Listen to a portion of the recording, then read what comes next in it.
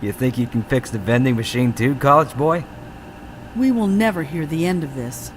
Yeah, you best make like an atom and split. 'Cause, that was you-know-who's lunch.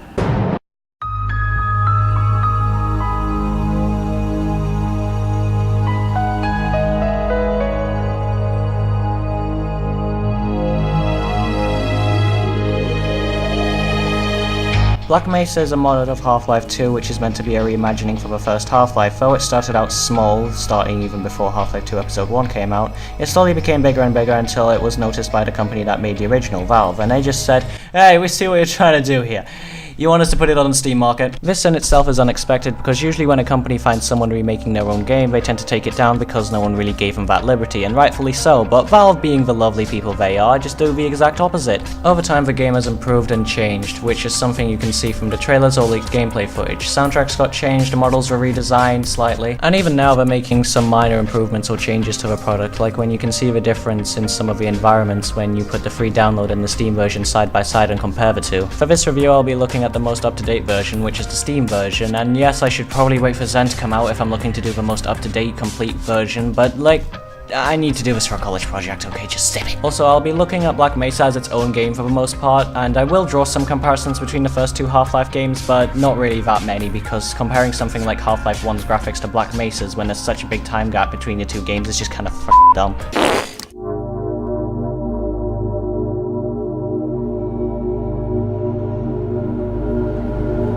Black Mesa starts out with a lackluster train ride, which you also have to put up with in the original, but this time it's actually kind of fun to watch because it shows how much effort the fans put into making this game and look as good as it can. Hell, if you want my opinion, I think this is probably the best looking Source game to date, even better than CSGO, and unlike CSGO, it actually runs well. Animation is about the same quality as Half-Life 2, not bad, but not great either. They still move like actual people, and it doesn't really take out of the immersion when it does have a technical hiccup. But dialogue also has that charm to it, like something you'd expect out of an NPC in a Half-Life game. Aw, man, you cut the ponytail. Sellout. It was for charity! There's also a few little references in the dialogue, for example when the security guard brings up Barney and his beer tab. You know, Barney's been pretty scarce around these parts. Guess his bar tab must have finally caught up with him. About that beer I owed you. Stuff like this just reminds me why I love the characters from Half-Life so much. Even if all the scientists sound the same, the way they talk, act, and move make it seem like they're all different people. It's just the beauty of it all. Does it look cooler if I hold my gun like this? The gameplay is much like Half-Life 2, however things are a bit different. For example, when sprinting you no longer have a meter, but this makes sense however since in Half-Life you moved rather fast by default. Half-Life 2 was designed to have a sprinting function and the game was built around it, but the first game's level design wasn't, so infinite sprint is by no means giving too much power to the player. Other changes have been added, like when you move, the camera tilts slightly depending on your direction of movement, and apparently they felt the need to bind crouch and jump to the same key, but well, now that I think about it, Half-Life did have a lot of crouch jumping to a ridiculous degree, so I guess that makes sense. Combat is simple. You run, you shoot, you use the environment to your advantage, you see something flammable, you make the magic happen! You shoot guys until you run out of ammo, and then you switch to the next gun and rinse and repeat. You got hit? Well, that's too bad. Suck it up, find a health kit. The problem ain't gonna fix itself as you hide behind a wall. No, here in Half-Life, you don't get hit! Go back to COD! Or Halo, or Deus Ex Human Revolution or something like that. The gameplay, well, simple. It does make you change your tactics depending on the environment and the weapons you have at your disposal at that time and the enemies you're fighting against. It offers a good variety, but we'll get into that later. The enemy AI is... it hasn't changed. Probably one of the only things that actually takes me out of the immersion of the game. It's not terrible, but... well, it's something.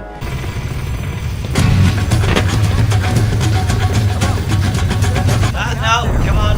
Where are you going? I'm right here.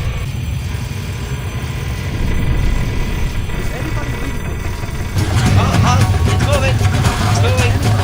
Come on.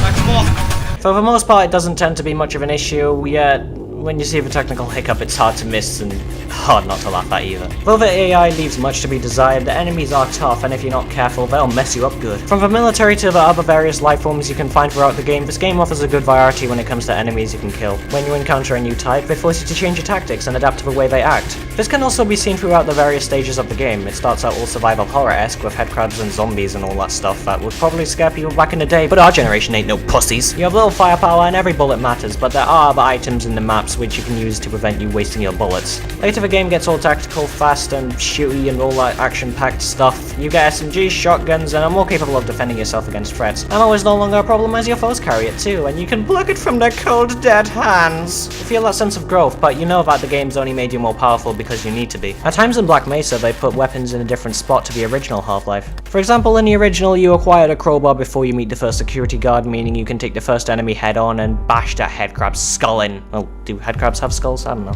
In Black Mesa, it's acquired later on, only after you've parted ways with a security guard. You not being able to defend yourself teaches you to take advantage of the environment and things in it. I think this works better in Black Mesa because having no source of firepower yourself and having to rely on an NPC teaches you that NPCs are actually valuable. Unless you just kill him and take his gun, making that entire part pointless. But hey, it's a game, it offers freedom. While on the note of freedom, let's go to the next point. Black Mesa is a lot more cinematic than any other Half-Life game that came before it. Hold on!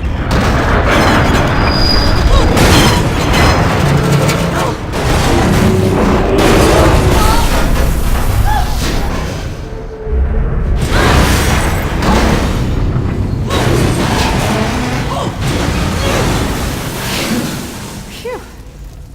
Alright, let's get off before the next ride starts. On second thought, that might be up for debate. It still retains the freedom of our previous installments, ensuring that it wasn't just another game that should have been a movie that holds your hand throughout the entire experience. Last of Us. That's not to say Black Mesa isn't linear though, it is by all means. Half-Life games are just good at hiding it though. The story and atmosphere is there, but only if you want to look at it, because you're in control 90% of the time and you could just ignore it entirely. Instead of just fading into cutscene like some sort of feature presentation, it tells a story in a way that doesn't snatch control away from the player. The stuff going on in the world around you, the environment, the dialogue, all that's the story, but if you don't want to pay attention to it, then so be it. Here's an example of this. You can stop and listen to one of the Marines and then find out that they aren't too okay with killing civilians or scientists. I didn't sign off for this. Monsters, hell yeah. But civilians?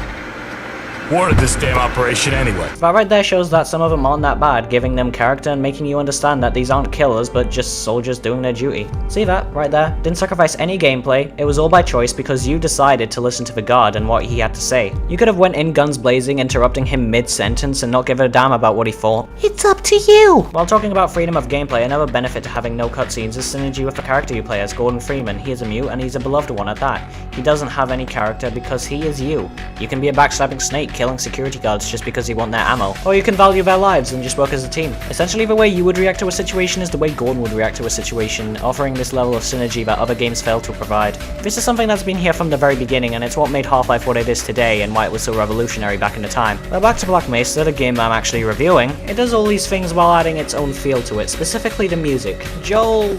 Look, I'm not even going to try and pronounce the second name because I honestly don't know how you say it. Joel created a great soundtrack for the game, but it wasn't exactly well received at the beginning. Some footage got leaked, people got a look at it, they liked what the game looked like, but they didn't exactly like the music.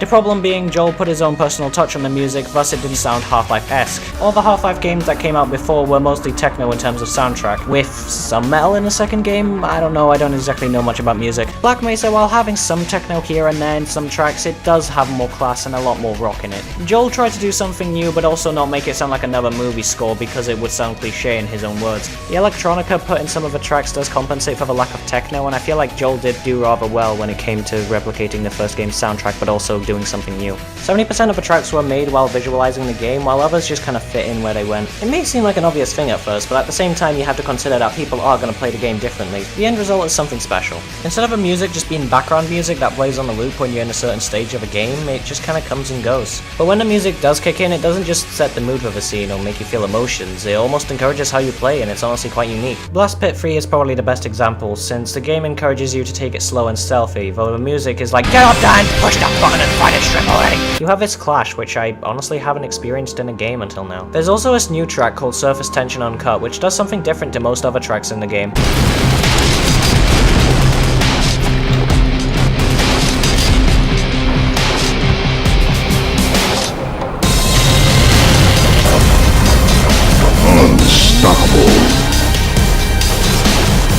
Instead of just playing when you reach a certain place in the game, it's timed with a scripted event that doesn't affect the player. Hell, you can look away if you want, but we've been over that. Probably one of the better scenes in the game because you can see how badly the military are getting their asses kicked, and you can see that they're panicking because of it. They thought they could control the situation, but now they've realized that it's bigger than any of them. Overall, the soundtrack, while not exactly accurate to the original with its techno vibes, I don't think it's really a problem because it does something new and it still feels like a Half-Life soundtrack. Sort of. As for the in-game sound design, it is a bit different. Well, there are some familiar sounds, for example the headcrab jump noise, and other things like footsteps.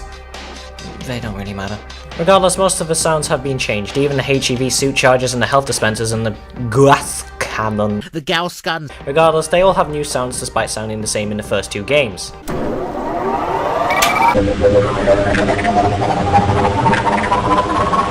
Don't get me wrong, these are some good sounds, and they don't sound generic in any way, shape or form, but well, the old ones are just so much more iconic and memorable. Regardless, this is me more just nitpicking now, because this is something that can easily be solved by downloading a mod so you can have the original noises in there. So I guess my complaints are just kind of invalid.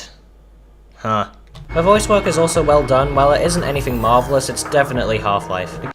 What is this thing? Some kind of sword? The cast for the most part do a good job of trying to reenact the original Half-Life's voice work. The only exception being Eli, but hey, it's a fan remake, not everything's gonna be perfect.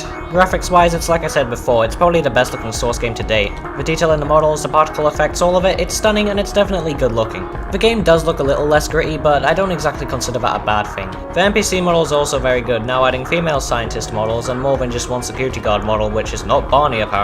Even little details like the Houndine's back glowing blue when it screeches over meters on the suit charger just show how much the team care. Hell, they have dedicated artists to skyboxes. It's beautiful. Needless to say, Black Mesa is a good reimagining of the original Half-Life. It retold an old story, but also had enough in it to make it its own thing, and I applaud it for that. Sure, Zen hasn't come out yet, and it isn't exactly a finished product as of now, but still, it's worth a buy. This entire game is like a sign for what a good gaming community can do, come together and make something great. The fact that Valve actually gave a damn and let these people finish their own game, even helping them out in the end, shows how much Valve love their own community. There's even a group of people working on a remake for Half-Life Opposing Force and Half-Life Blue Shift, and hell, there are even people trying to remake Half-Life 2 Beta's story. But they are in desperate need of crew members, so if you got the right skill set, help them out. People can keep joking about Half-Life 3 and its release date, but at the same time, this just goes to show that the Half-Life community is very much alive, and, well, there's still hope yet. Let me just add to all those who can hear me now, as we struggle out of the shadow of our malefactors, welcome back to the light. Now, where did I put that calculator?